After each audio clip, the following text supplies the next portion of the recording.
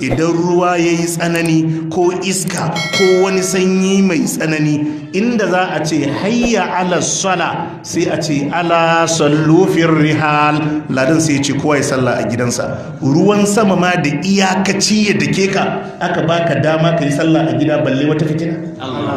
Duk wannan abu da kake ji an sa kafiyu a cikin gari, an ce daga karfe 5 sai karfe 6 na safe, kaga ai da ku yi magariba isha asuba a gida. Musulunci ya karba saboda gudun. Idza sami'tum, annabi yace in kun ji labari bihi game da al'amarin anoba fi ardin, a wata ƙasa, fala tadkhuluha, annabi yace kar ku shiga, kar ku je. Idan ku kuma a wajen ku abin ya faru, annabi yace kar ku fita. Jiyan nan Nijar ma sun kule kasansu, sun yi daidai ko ba su yi ba? Sun yi daidai.